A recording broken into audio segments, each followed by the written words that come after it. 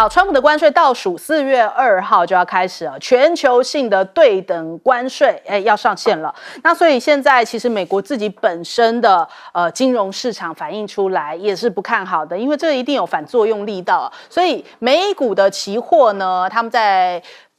亚洲时间3月31号清晨的时候大幅下跌，现在大家就觉得说，哇，这个4月2号要来了，他们称为叫做解放日啊，所以大家都觉得说，这恐怕对于市场接下来的影响相当的大。那关税大炮要来了，川普说这一次不光是对10到15国，原本是说肮脏15国嘛，他说其实这是全球所有这些贸易伙伴呢，我通通都要打下去啊，哇，所以这个影响的力道非常之广，可能就像是一个核弹级的这个大爆炸，然后这个全球通通都会被波及到。那再来这个细节谁知道？连官员连盟友都不是很晓得就是都觉得好像临近他的人都不知道，所以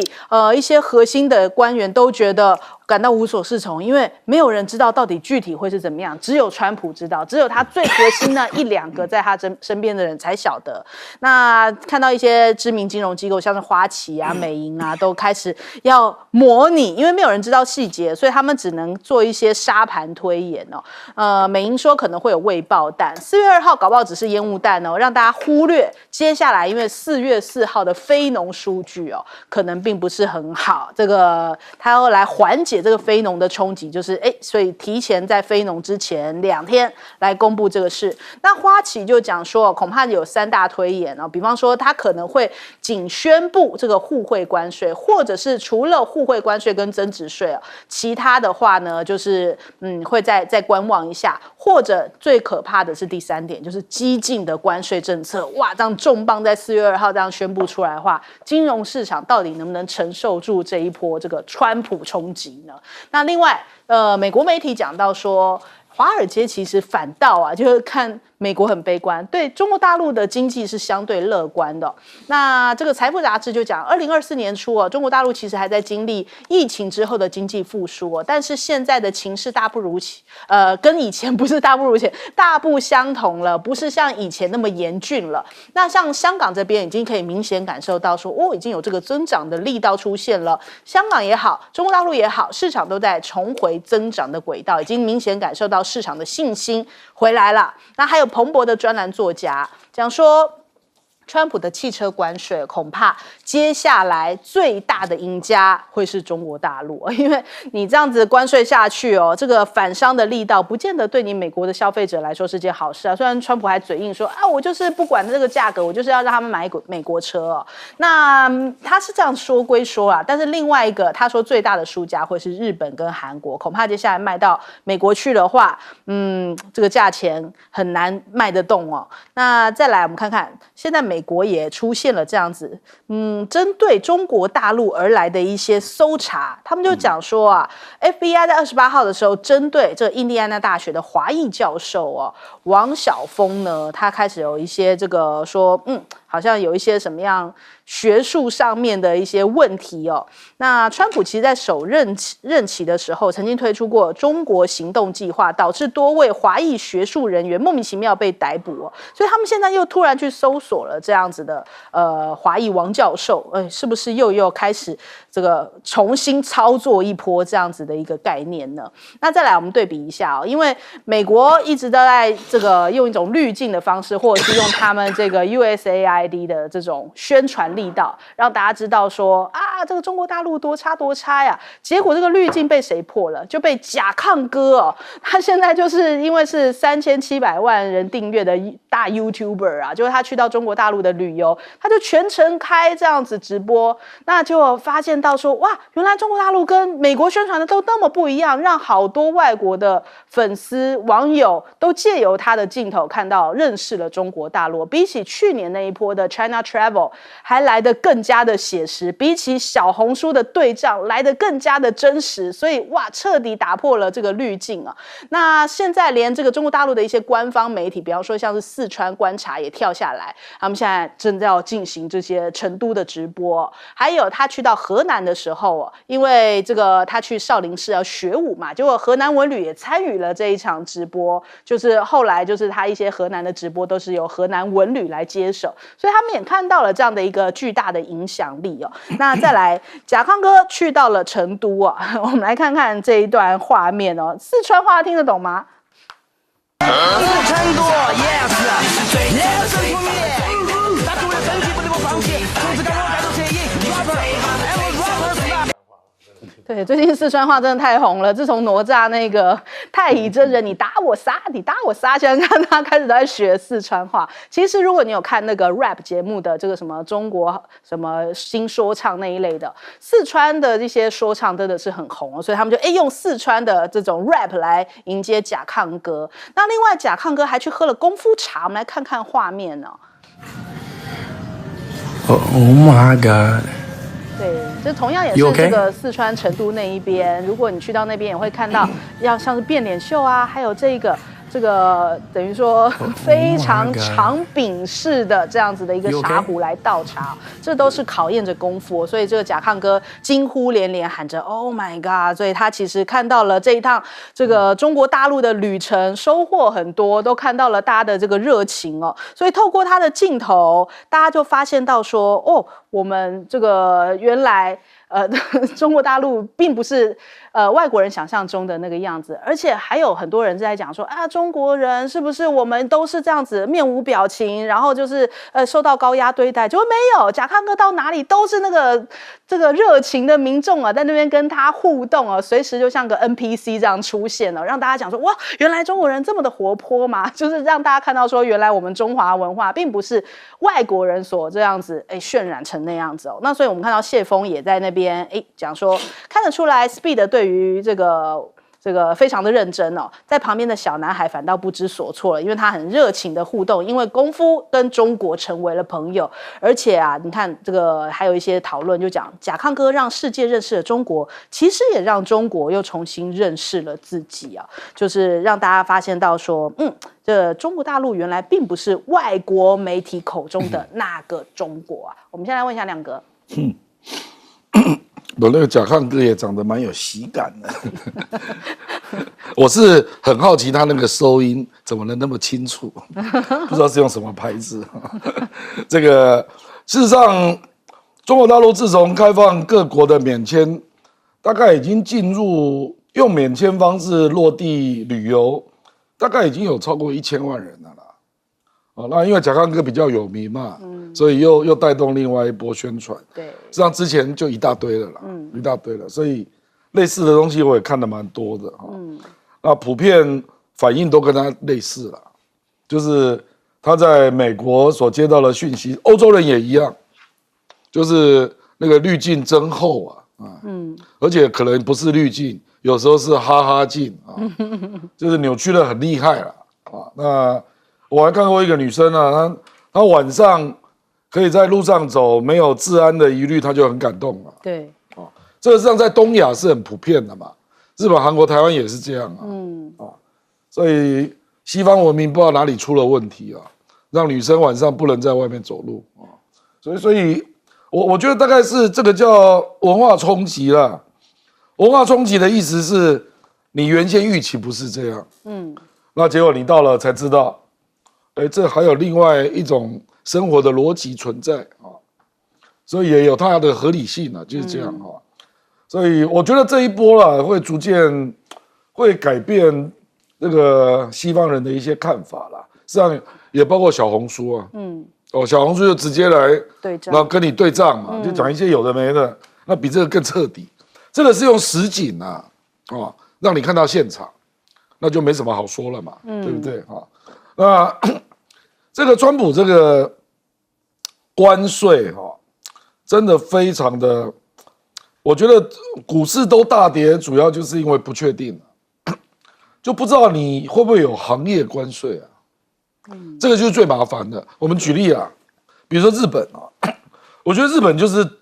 感到最冤啊，因为日本的平均税率只有3.5%，美国是3.3%，那差不多啊，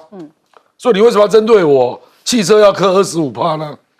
而且日本为了美国 ，Toyota 到美国设厂，这已经几10年了。对，那 Toyota 在美国的全球市占率，它生产量就占17%，结果你还是不放过日本现在卖到美国的120万辆，要给你征25%，这坦白讲已经毫无道理了啦。所以我就不知道他的逻辑是什么。所以为什么日本会感到非常生气啦？说这样 GDP 会少0.2% 等等等啊，我觉得大概是这一类引起震撼最大了，就是不知道你具体政策是什么，逻辑是什么啊？本来是说平均关税的差距嘛，或者是贸易顺差的大小嘛，这两个逻辑都很清楚啊，这25%是什么？好，来请教季老师。这位这个王晓峰教授的事情啊，事实上就是这个，我觉得它的本质就是一波新的排华法案啊。在美国这个建国历史上啊，排斥这些这个非欧洲移民的这种法案是非常的多的啦。不过我觉得最坏的还没有开始，就是说你要记住，美国人曾做过，在2次大战的时候曾经把那个时候在美国的大概14万的日本的这个日裔的美人，还有已经在美国生活很久的这有居留权的，一共14万，全部都关到集中营里面。1941年关到1944年，不是只有教授王教授跟他太太王教授的孩子也一起关王教授的家人全部关起来这美国在这个2次大战干的，因为他们那时候跟日本为敌嘛，日本跟美国已经变敌国了。但那后来就有人说，那时候美国不是跟意大利跟德国也为敌国那美国的德裔的跟意大利人更多一点事都没有，只有日裔被关起来。人家说这后面有种族因素。所以事实上那个时候还有一位叫松丰的一个日裔美人，他就觉得他怎么被他自己的国家等于侵害了人，他自己的国家是美国，因为他是日裔美人嘛，就告了美国政府，他自己去整形，结果还想要把他自己整成像西方人，结果还是被抓到他就告美国政府，结果呢，美国最高法院最后说松丰败诉，美国政府有权这样对待他们自己的公民，那最后是6-2，这个美国的最高法院，那美国的这个什么三权分立有什么用？对不对？你是美国公民，照样把你关起来，一共有10个集中营，大人小孩统统关起来，这是美国曾经做过的事所以现在只是一波一波的怎么样？一波一波的，我想针对这个所谓中国移民的一些迫害，只是刚开始而已。那我觉得会随着美国跟中国大陆的对抗对立，甚至冲突越激烈的话，我想在美国的这些尤其华裔的这些人民美国公民我觉得他们的处境真的令人感觉蛮担忧的。好，请教赖老师。美国从来就不是圣诞老公公了，他跟世界各国的这个贸易协议的谈判其实彼此之间都是根据自己的经济的特色未来发展的产业跟对自己有利的方式来跟对方谈判嘛。所以我们才会看到每个领域的关税都不一样，有些领域的关税很低，有些领域的关税就比较高，因为我让你这个，我要那个嘛。这个就是一个本来大家都是这样玩，而且主要的这套规则是美国人所建立起来的这套规则，大家都这样玩嘛。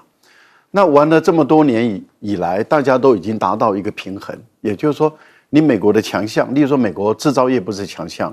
那它的强项是服务业，所以在服务业里面，美国就得到很多好的关税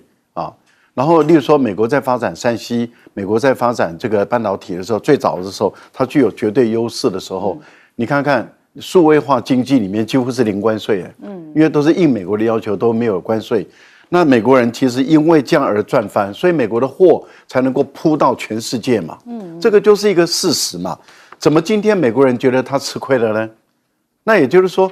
事实上你是赚了别人的另外的钱，然后你另外的你自己发展比较不起来的产业，就让别人赚你的钱，这本来就是天经地义的事。你今天你认为你吃亏了，你说我要全部打掉，要重新再来。过去这个规则就是你建立的，现在你觉得你自己划不来，你要重新推翻，可以啊。那推翻的时候，我们看到它带来的不只是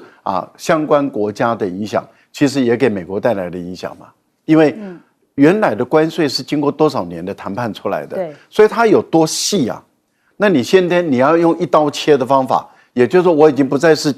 那个精准式的手术刀一个一个慢慢的来修，我是一刀这样砍下去，你一砍下去，其实砍到就是你自己嘛，你把你自己都砍死了。然后结果呢？结果跟美国的贸易或者跟美国最敌对的，已经打贸易战很多年的，其实他们反而获得最好的一个态势，例如说，不管中国大陆或者是俄罗斯或是其他的，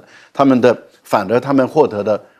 影响最低。为什么？因为你美国根本没空间了嘛。影响最高的就是你的所谓的盟友，跟你合作最多的，影响最深。我觉得这个川普的这种作为他们的整个执政团队，坦白说，决策品质是很低的。那这些人根本所谓的专家根本不是专家，根本一个一个都是弹头。好，我们先休息一下，广州忙回来。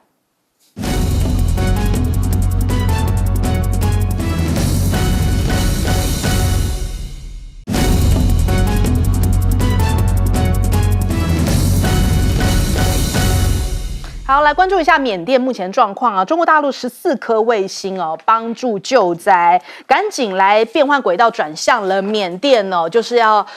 捕捉到从空拍下来一些高清影像，分享给世界各国，因为各个救难队都已经抵达了嘛，有这些高清影像可以帮助来这个搜寻的进度那这包含了这个高分4号卫星，还有高分3号卫星它这是运行跟地球是同步轨道的，可以宏观的这个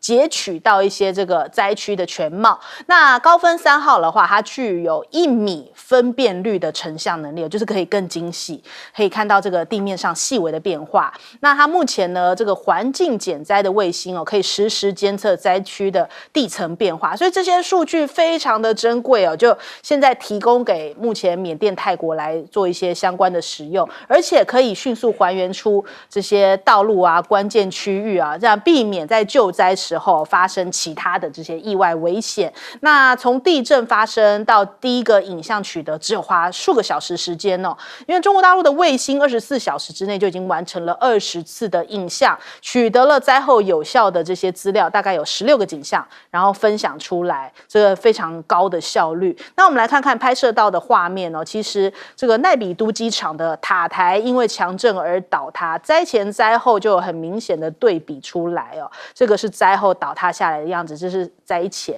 那原本的建筑物我们也来看一下灾前灾后。灾前的时候你可以看到一栋一栋的房子，灾后通通都变成了平地那的确现在目前的灾情十分的严重，而且死伤的人数还在持续攀升当中，还在持续的搜救。那所以缅甸的军政府他们其实是觉得说缺乏这基本的一些水源、电力、住宿所以如果国际记者大举进来的话，他们认为恐怕会难以负荷，所以目前是拒绝国际记者进入访问的。那还有中国大陆的一些搜救队也快速的抵达，出现了一个奇迹就是挖出了这个60小时的幸存者，这也算是一个非常振奋人心的好消息。那还有我们看到了他们不仅挖出一位其实后来还有第2位幸存者，也同样是在中国大陆救援队在这边瓦城地区所救出来的。那还有我们看到头条热榜里面有提到，缅甸大学生十分感谢中国大陆的救援队，是第一个赶到的，所以真的是展现了这个就是大国有大国的姿态，大国是不是在这种紧要关头的时候可以快速的伸出援手所以让缅甸那边觉得挺感动的。那川普也说我们也要跟缅甸保证，我们会来赶紧提供一些援助等于是说现在 USAID 毁灭之后要怎么样提供援助，现在还无法得知，但是美国也是这样子在对外说明，说喊话说我要来了。那再来看看前 USAID 的助理署长，他说，川普政府针对人员跟资金大规模削减，其实已经毁坏了 USAID 向缅甸、泰国派遣救灾小组的能力。很快就看到了中国的救援队，但是美国却不见踪迹所以在这个节骨眼，他们认为你们当初这样砍 USAID 是错的。那但是呢？对于美国而言，他其实一直都是很想要把这个矿产作为他最主要的，要做一个争夺战，要跟中国大陆来做一些争抢那所以他一直在宣传说，美乌很快要达成矿产协议非常顺利但事实上这么顺利吗？其实美国政府还动用了国防生产法来采取紧急措施，提高自己本身美国矿产的这些产量的一些采取那这也是不是川普内心的一个恐惧，他很担心对中国大陆的依赖，所以他自己现在开始有一些配套措施。那稀土的金属产量前10名的国家，第1名是中国大陆，再来才是美国，那再来还有这个缅甸也是在其中。所以人家说，这一回川普可能也会像缅甸，是不是也要求要稀土呢？那俄罗斯跟美国开始讨论稀土的这些新一轮的谈判预计会在4月中旬在沙国来举行。那到底会谈成怎么样呢？现在目前的说法是，稀土金属是很重要的合作领域所以恐怕接下来就是要看这个4月份因为传出这个川普不是要去访问沙国吗？是不是就是准备要讨论稀土这一个议题呢？那我们来首先请教一下亮哥。这个中缅关系本来就很密切了，缅甸大概出口到中国大陆应该占35到40之间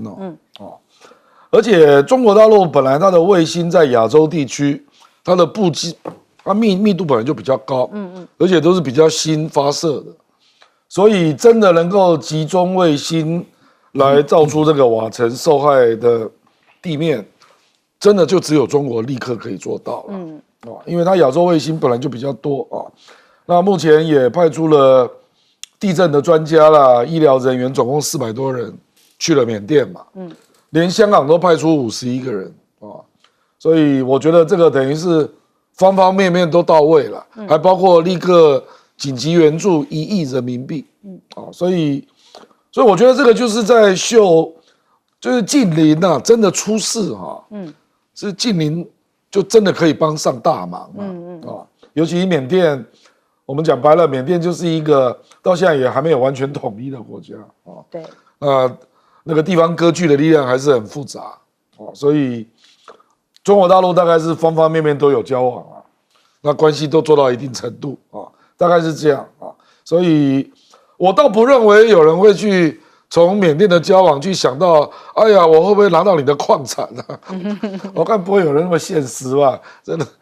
太诡异了事实上，缅甸以前那个翁山书记的时候，那个时候应该是奥巴马的时候吧，美国为了让翁山书记能够当选，也是不计成本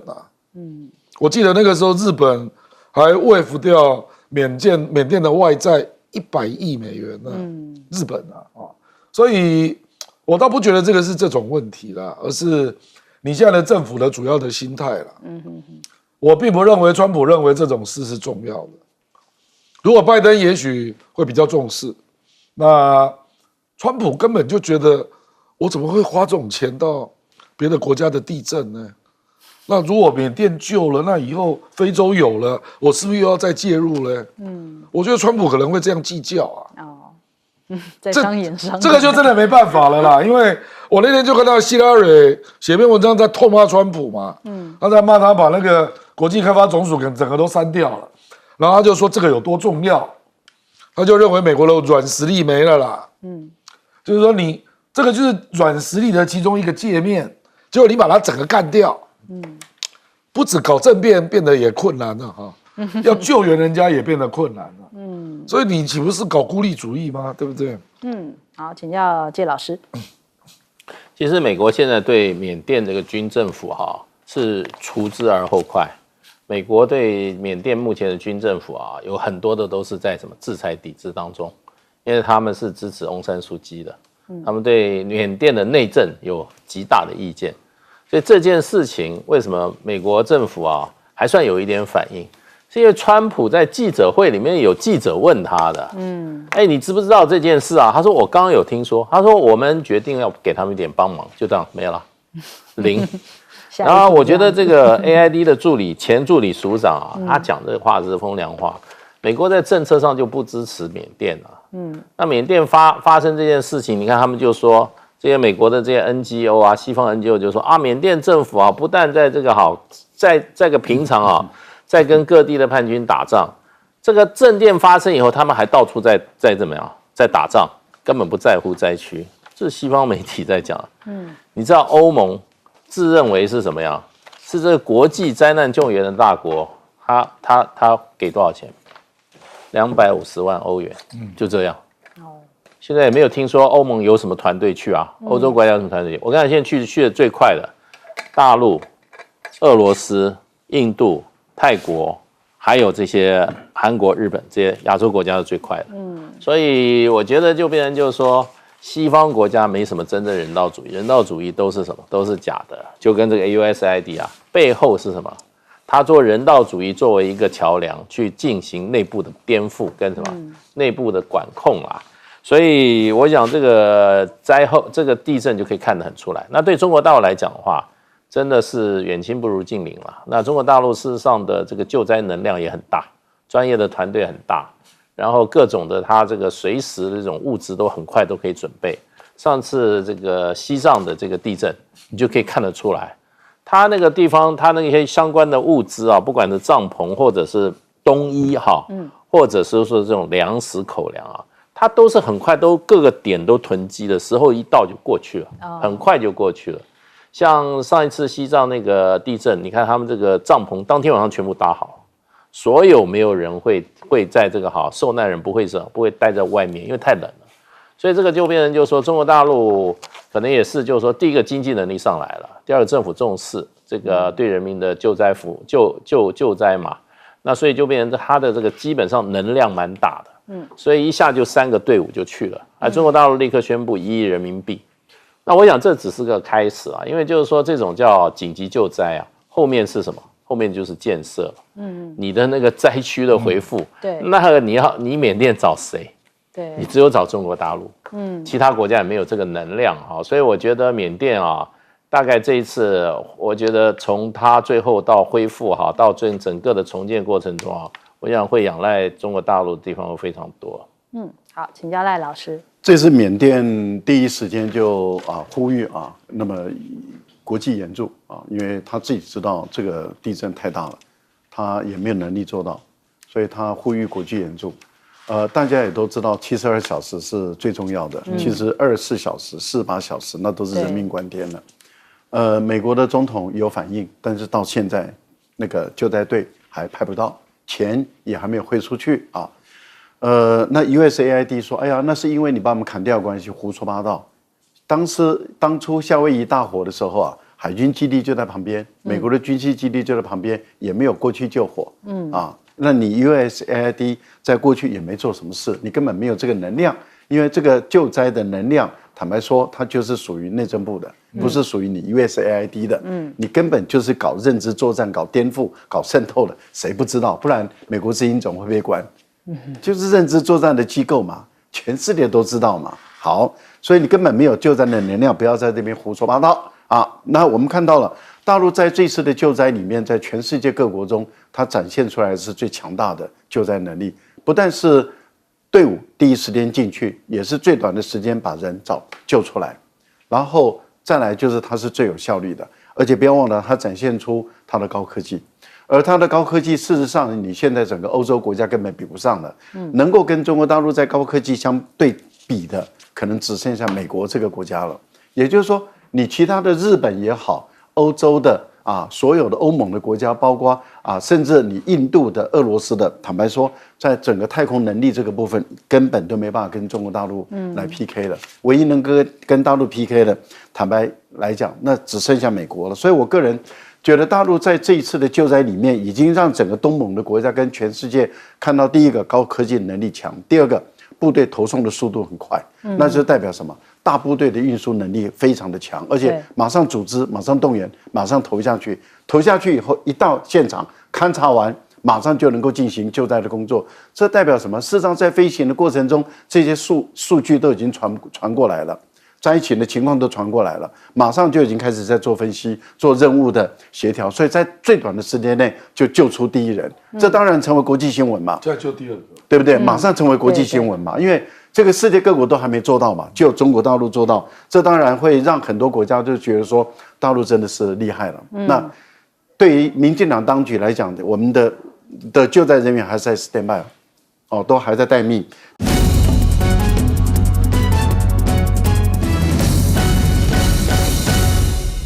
欢迎收看《新闻大白话》，我是主持人翟轩。马上欢迎一下这个阶段加入我们讨论来宾，耶鲁政治学博士郭正亮，大家平安。前大使谢文吉，翟轩好，各位朋友大家好。国际事务专家赖岳谦。主持人好，观众朋友大家好。好，美国爸爸到底靠不靠得住呢？因为他们现在美国国防顾问啊，就讲，台湾如果没有办法维持 GDP 10%的军费的话，那至少要跟美国一样吧？美国我们是3.4%的这个 GDP 哦，那你应该是要到这样子的程度哦，而且要发展出能够抵抗这个中国大陆登陆的30天的能力啊。可是这样讲完，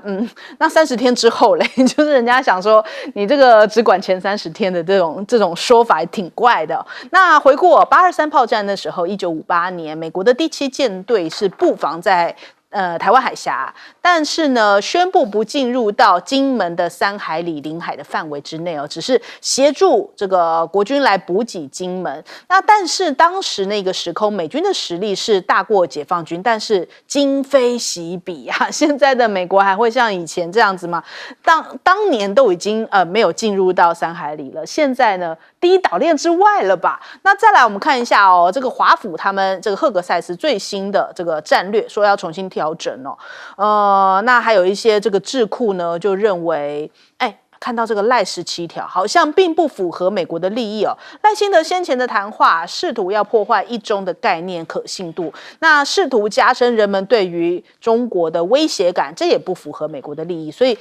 美国智库建议说，美国的官员应当要予以阻止这个赖17条。所以美国对于赖清德难道依赖吗？这是美国的智库讲的哦，这可不是本节目哦。依赖论在美国智库自己发出来了，而且呢，还有美国的学者讲其实川普看台湾是怎么看呢？川普其实延续他第一任的立场，把台湾是视为对中政策的筹码。只要川普听从自己的想法，那川普很可能与中国大陆可以达成某种协议啊。我们来看一下这个美国前情报员的说法，说不要把美国当朋友了。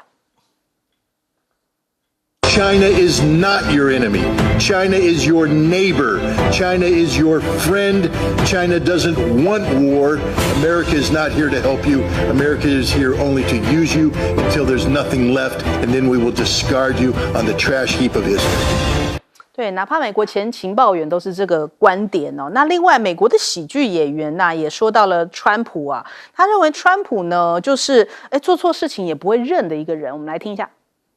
Level government text chain. They're using an app that the government specifically warned them not to use. They shared specific times they would be attacking another country hours before the attack, and they accidentally put a reporter on the chain to witness the whole thing. That's it. That's the plot.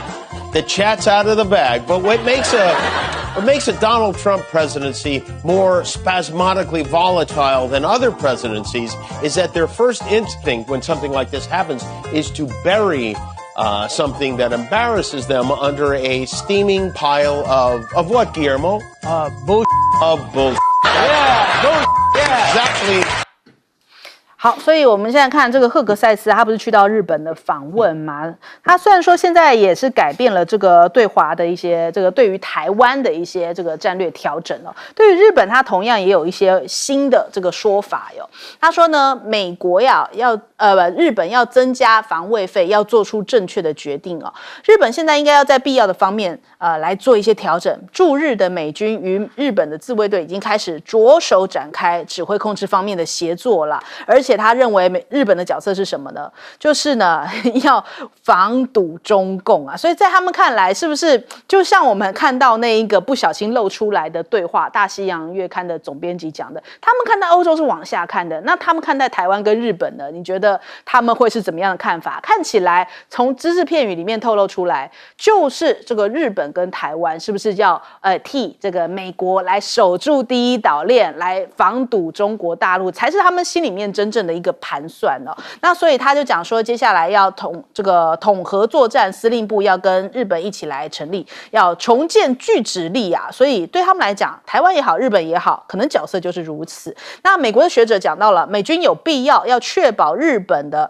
速准基地是用于台海冲突，所以他们现在也这样子在要求日方。那南海这边同样也是啊，菲律宾也好，或者是澳洲也好，也最近都有一些这个军事上面的升温讯号出现。因为呢，这个赫格塞斯去到菲律宾当天哦，美菲日的军舰就在黄岩岛附近的海域来进行联合演习。那远远的就有一艘这个中国大陆的护卫舰在远处看着。那澳洲也有一个新消息说，今年夏天要针对美军提供的这个提风飞弹首度海外测试。那这是也都是好像针对着中国大陆而来。那我们看看这个路透社也有取得，我们刚刚讲到了这个黄岩岛附近的，除了有一艘这个军舰之外，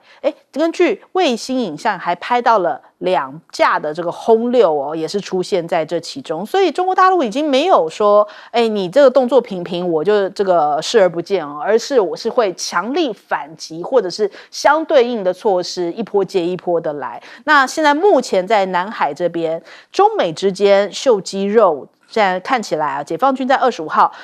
黄岩岛周边海警船还有这个海军的混编舰队哦，拦截菲方的补给舰，设立了禁航区，也在南海岛礁附近来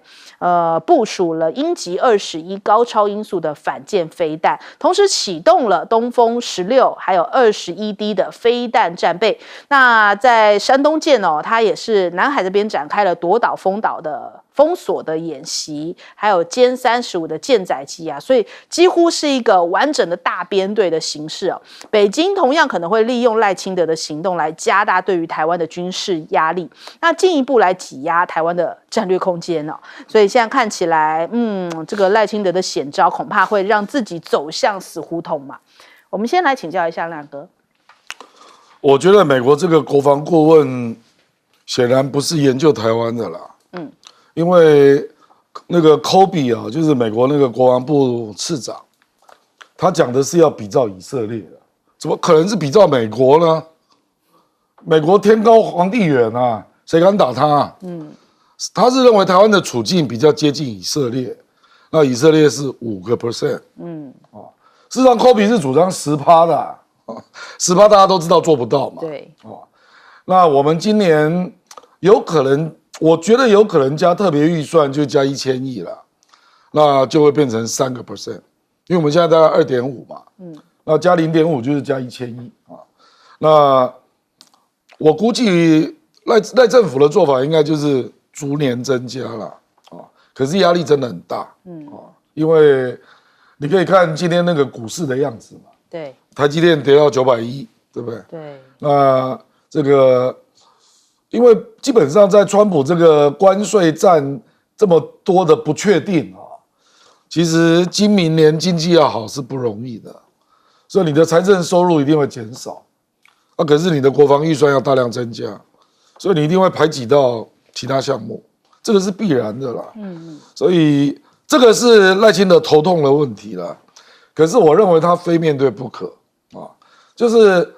有一个问题他已经面对了嘛，就是要买阿拉斯加的天然气因为我们的贸易顺差是高达739亿美元，排第6，亚洲地区啊，所以这个问题我认为逃不掉了，逃不掉啊。那至于这个到底这个赖清德的策略，美国怎么认知啊？我觉得美国现在给人家感觉是 MAGA 团队跟国务院团队不是同一群人啊。事实上，川普的 MAGA 团队感觉卢比欧不在里面。那卢比欧是结合共和党的建制派，然后利用国务院的力量来帮这个抗中保台争取空间啊。我觉得这个蛮明显的啦。哦，比如说 AIT 代表古立言，那当然是国务院指挥的嘛。那还有卢比欧去 G7 把一中拿掉，或者他的国务院网站这个把不支持台独拿掉，这个都蛮明显的啊。然后古立言他那个话讲到那个程度，对不对？然后接受自由时报专访啊。可是到目前为止，你没有看到川普的白宫里面有人讲过类似的话。问题在这里啊。那个国家安全顾问也不讲啊，那更不要提马斯克了啊。马斯克大概就是大统派这样。那川普也不讲。那到目前为止，他仍然坚持不愿意讲会为台湾出兵啊。可是卢比奥已经讲到那个程度了，说我们永远不会抛弃台湾啊。所以我认为这里面显然川普他的优先目标还是希望为这个美中的高峰会留空间呐。那这里面他当然就希望赖清德稍安勿动，就你不要变成变数了。那你如果变成变数，把那个境外敌对势力都拉到这个水平啊，那台湾议题会不会因为这样提早上谈判桌啊？对。这个当然是可能的局面之一嘛。所以我觉得白宫的 Mega 派会希望台湾不要变成变数了。好，请教季老师。对，我觉得就是说，现在它这个3.5哈，这3.4啊，这个它是一个阶段性的，它并不是说你永远停在3.4。它目前的情况下，它就说3.4，因为你很难一下增到5啊，一下增到10，它现在就给你要3.4，那并不表示就会停在3.4。因为川普是喜欢钱的，那从台湾除了抢台积电以外，还有就是从台湾你卖什么东西？美国现在什么能卖吗？美国就是要武器能卖啦，而且呢大量的武器会宣布，然后很多过去就变成就是说美国还有资源的，现在都没有，通通是要给钱的，对，所以呢可能就变成那个数量会增加很多，那这个就是以台湾现有的这个国防预算的话，绝对不足以支应。那他就要把你的嘛一步一步往上增加。那我想就变成就是说，台湾的国防预算不断的提高，从陈水扁的对不起，从这个在蔡英文的8年，他对台湾我觉得这个政府最大的贡献唯一的贡献如果是贡献的话，就把我们的国防经费从3000亿提到6000亿，还 double。那请问一下，你这个国防因为增加了2倍，台湾有更安全吗？你不是天天讲说要以战止战，要有怎么样，要有实力来创造和平？请问一下，你花了这么多钱，到现在够吗？有更安全吗？没有啊！你越花钱越不安全。那现在你更不安全的话，你是不是要花更多钱？所以今年很可能的话，就变成就是说，基本上征税是很难的，可是民进党会怎么的？在内部的既有预算里面他会挪来挪去的。那我跟你讲，我们健保很可能的自付项目不管是这些医保这些医药用药一定会越来越少，因为健保是很大一个支出。然后另外水电费呢，如果说这个补贴现在补贴这些公营事业的钱并不下，我想慢慢就会怎么样，在电费上也慢慢要调涨了。因为这个政府会撑不住，这个政府会不会撑不住？要收各种钱收各种钱，然后缩各种支出。那通常被收的最多的就是让你感觉不到的，比如说很快的这种偷偷摸摸的就把你缩掉了。另外还有可能会怎么样？为什么？出售国有财产，然后出售什么？出售国有的不管是土地也好，还有什么国有这些企业的手上有的各种股票。所以我觉得就变成就是说，现在才3.5人家这个3.4、3.5，这个就是叫出来一个叫码，你不配合试试看，那明年可能就不是这么少了，后年又更多了。所以我觉得台湾就是说赖清德要有一个准备，还有台湾老百姓要准备，福利越来越少，负担越来越多。好，请教赖老师。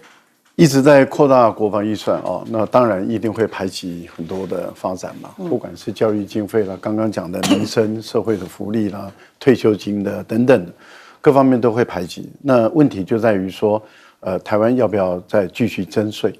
你要不要加税还是不加？那你一旦加税以后，企业能不能负担得了？这个薪资高的等级会不会一直扩大？最后造成很多薪资高的人他被迫移走了，然后要不要对于更底层的人最后也要加税？年轻人是不是也要开始要征税了？等等的，我觉得这个都会影响到台湾的各方方面面。第二个部分就是你的贸易顺差能不能继续维持，或者是能不能继续扩大？如果大陆这边调整了一些策略，调整了一些政策，那我们两岸之间的贸易顺差一直在萎缩。我讲是贸易顺差一直在萎缩，我们的外汇存底一直在减少的情境下，那台湾会怎么样？我觉得这个部分呢，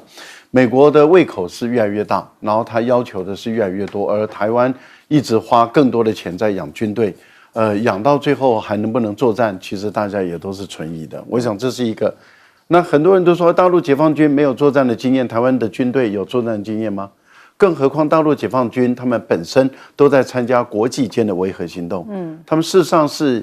累积吸收了很多在海外直接执行勤务，或者是直接面对于一个混乱地区的经验，还有他在南海、在台湾这边啊，在各个地方他所举行的实战的演习，都已经是针对性的实战演习，这个难道都还不清楚吗？最后一个，我觉得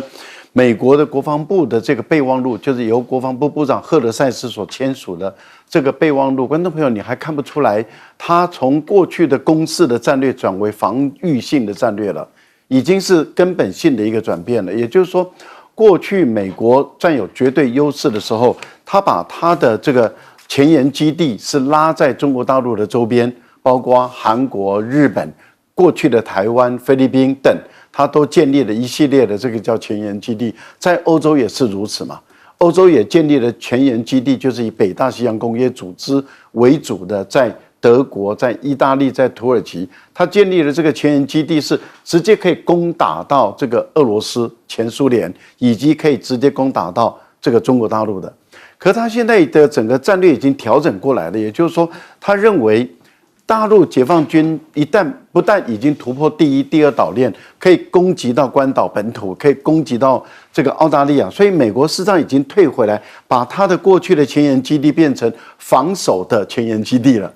那防守的前沿基地交给谁呢？交给你日本来主要负责了嘛？所以他指挥权都在进行移转了。也就是说，如果一旦跟大陆爆发冲突的时候，美军要保存它的完整的一个军力。他事实上是把他的军队要往后撤的，然后把日本卷到战火里面，把韩国卷到战火。所以他的防卫白皮书讲得很明白说，朝鲜的问题跟俄罗斯的问题是由韩国跟日本来负责，俄罗斯在欧洲的部分是由欧盟来负责，伊朗的问题是由中东地区来负责。那他假装说台海的问题是美国人，那胡说八道。因为你在美国，然后又创出一个打 NBA 的那个所谓的叫做剧组战略，那个更是胡说八道。那你的剧组，也就是说你要建立在哪里？他的理论是建立在菲律宾，这个简直都是在胡说八道。这代表什么？美国的整个战略从攻势的战略转为防守，防守谁？防守自己的本土嘛，把我们当炮灰。观众朋友要看清楚，美国人在利用你啊。好，我们先休息一下，广州马上回来。